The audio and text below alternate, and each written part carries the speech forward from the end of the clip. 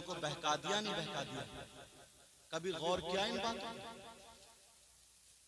ये तुमने कभी सोचा कि यार इमाम हुसैन पाक शहीद हुए, इतने मजमे में अगर मैं पूछ लूं बताओ नमाज जनाजा हुई कि नहीं, तो जिसने तकरीर सुनी तो वो तो बता देगा, वरना नहीं। तो ये भी पता नहीं है नमाज जनाजा हुई नहीं हुई, ये भी पता नहीं है अगर हुई तो कितनी तारीख हुई, किन लोगों ने पढ़ी, हुसैन पाक को कफन दिया गया या नहीं दिया गया, अगर दिया गया तो कितने कपड़े थे, किस कलर के थे, नहीं दिया गया तो क्यों नहीं दिया गया, कोई पता नहीं। बस खाली कूद लेगा, फांद लेगा, ढोल बजा लेगा, नाच लेगा, तेरी मेरी बहन बेटियों को तक लेगा, हलवे पराठे खा लेगा, शन्नाएगा, और बस इसी का नाम रखता अपने आप को कि हुसैन का गुलाम। सीने पे हाथ रख के बताओ कि ये गुलाम हो सकता क्या? बोलो। तुम्हारे जहन में ये नहीं आता कि यार नबी के इतने बच्चे थे, मदरसे के बच्चों को बुलाओ, आज मैं अली असगर के नाम की कुरान खानी कराऊंगा? तुम्हारे जहन में ये नहीं आता आज अली अकबर के नाम का पतीला बनेगा? तुम्हारे जहन में ये नहीं आता आज इमाम हुसैन पाक के नाम का खिचड़ा होगा? तुम्हारे जहन में ये नहीं आता हजरत अब्बास के नाम का सबील लगेगा?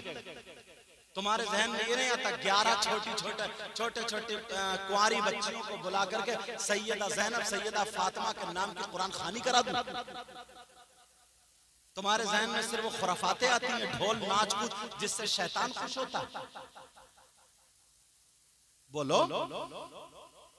और अगर कोई बोल दे तो बस लड़ाई झगड़े, इशू फंस गया, सब मुफ्ती बने पड़े, आंकड़े लड़ा रहे, आंकड़े खुद मुफ्ती बन गया कि यार ये क्यों, ऐसा क्यों, वैसा। एक साहब तो ये कह रहे थे कि अजमेर में ढोल नहीं बज रहे हैं क्या? अजमेर में शराब भी पी जा रही है, पियोगे? अरे सोचने की बात है, गरीब नवाज ने तो नहीं बजाए ना, साबिर पाक ने तो नहीं बजाए ना, इमाम हुसैन पाक ने तो नहीं बजाए ना, किसी अल्लाह वाले ने तो नहीं बजा। तुम्हारा क्या कार, वो तुम्हें भुगतना पड़ेगा, मेरा जो काम मुझे भुगतना पड़ेगा। तो मैं तुम्हें ना लड़ाना चाह रही हूं और न मैं तुम्हें किसी को बुरा भला, मेरा मतलब ये है, मेरा मकसद ये है कि खुराफात और लड़ाई झगड़े दूर होते चले जाए। इमाम हुसैन पाक की नमाज जनाजा 10 मुहर्रम को नहीं हुई बल्कि 11 मुहर्रम को हुई। कब हुई बोलो? करबला शरीफ की बराबर में एक बस्ती थी जिसका नाम मकाम गादरिया, वहां के कबीले बनी असद के लोग रहने वाले थे। 11 मुहर्रम को उन्होंने नमाज जनाजा पढ़ी। 10 मुहर्रम को अल्लाह ने इसलिए यजीदियों को रोक दिया, या उन लोगों को भी इसलिए रोक दिया था, अगर हुसैन पाक की नमाज जनाजा पढ़ लेते तो हुसैन पाक के सदक़े में वो जन्नती हो जाते। कोई ना कोई यजीदी जरूर नमाज पढ़ लेता, मगर अल्लाह को ये गवारा नहीं था कि एक भी यजीदी जन्नत में जाए। अल्लाह ने कहा यजीदियों तुम्हारे लिए जन्नत नहीं बल्कि जहन्नम है।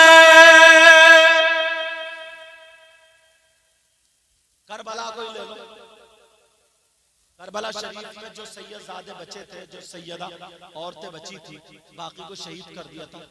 उनका क्या हाल था? हाथ बांध दिए थे, किसी के आगे हो किसी को पीछे को, दो करके।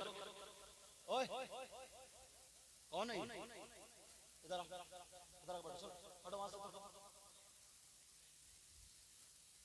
तवज्जो, हाँ मेरी तवज्जो नहीं। कलमा शरीफ पढ़ो, ला इलाहा इल्लल्लाह मुहम्मदुर रसूलुल्लाह सल्लल्लाहु अलैहि वसल्लम। हाथ बंधे हुए थे, आंखों में आंसू थे। इमाम हुसैन का सर नेज़े पर, सर को कौन कूदा रहा था? हुसैनी है यजीदी। उन्हें ये लगता था कि हम जंग जीत के हम कामयाब हो गए, तो नक्कारे और ढोल बजा के जुलूस और ये सब जो कूद रहे थे, फांद रहे थे, ये यजीदी थे या हुसैनी? अरे ये तो यार मोटी मोटी बातें। जो वहां से जब चले थे कूफे को सरे पाक को लेकर के हुसैन पाक के, तो ढोल बजाते हुए, नाचते हुए, कूदते हुए हुसैनी कहते यजीदी। यार जरा सोचने की बात। यजीद दिमश्क शहर था, बाज लोगों ने दमिश्क भी उसको लिखा है। यजीद ने दमिश्क सजा दिया था, बड़े बड़े ढोल चौराहों पर रखवा दिए थे और शराब के 3-3 मटके हर घर में भिजवा दिए थे। यजीद ने हुक्म दे दिया था कि हम हाकिम बादशाह, हमारा हुक्म है सारे लोग शराब पिए, शराब पिए।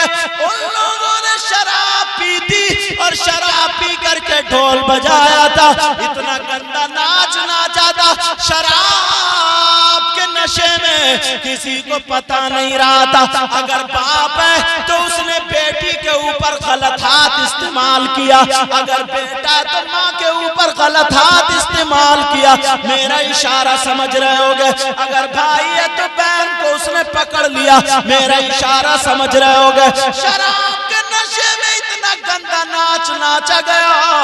एक सहाबी थे जिनका नाम हजरत सहल रज़ी अल्लाह ताला अन्हु था। उन्होंने कहा क्या बात है, आज जिधर देखो ढोल रख दिए गए, लोग शराब पी रहे, क्या बात है? तो कहा आज हुसैन का सर यजीद की बारगाह में तोहफे में आ रहा, तो यजीद ने ढोल बजवाए हैं, घरों में शराब भिजा दिए। उस सहाबी ने लाहौल पढ़ा था, कहां से आएगा सर? का बाबू सलाम से आएगा। जब बाबू सलाम में वो सहाबी जाकर के खड़े हुए, ये यजीदी और कूदने लगे क्योंकि बादशाह से इनाम मिलेगा। अपनी कामयाबी के झंडे गाड़ रहे थे, मगर उन्हें क्या पता था मर गए मरदूद जिनकी फाता न दरूद। अब जरा सुनो, वो यजीदी जब हुसैन पाक के सर को कुदा रहे थे, इनकी आंखों में आंसू थे। सहाबी रसूल उसे देख कर रोने लगे।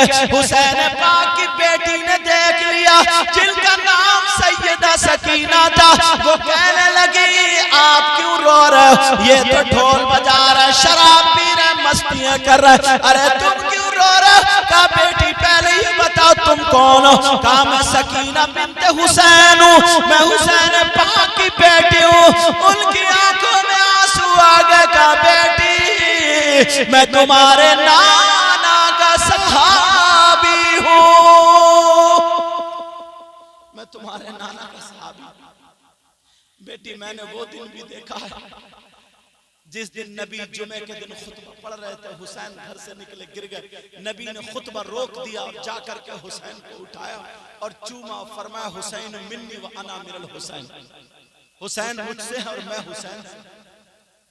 एक दिन गोद में थे हसन हुसैन, एक सहाबी ने पूछा आका क्या? कहा वो है जो किसी के पास से चादर हटाई। तो हसन हुसैन दोनों थे। तमाम साहब जमा हो गए। नबी मुस्कुरा करके दुआ करते, अल्लाहुम्मा इन्नी उहिब्बुहुमा फअहिब्बहुमा व अहिब्ब मन युहिब्बुहुमा। तुम्हारे लिए भी दुआ का, ऐ अल्लाह मैं इन दोनों से मोहब्बत करता हूँ, तू भी इनसे मोहब्बत करना, और जो इनसे मोहब्बत करे कयामत तक तू उनसे मोहब्बत कर।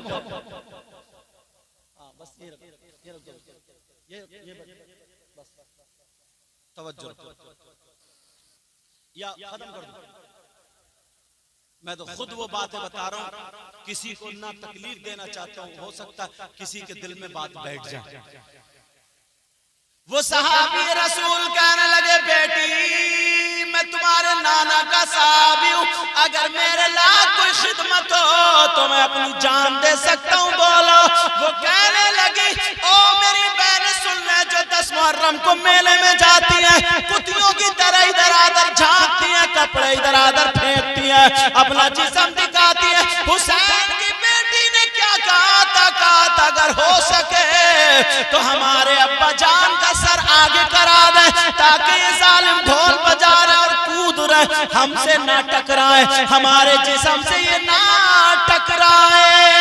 उन्होंने 4000 दिरहम दिए उन यजीदी कुत्तों को, भेड़ियों को, लालचियों को, और हुसैन पाक का सर आगे करा दिया ताकि उन सैयदादियों से दूर रहे। उन्होंने इतना पर्दा दिखाया, इतना पर्दा, और तू करबला के मैदान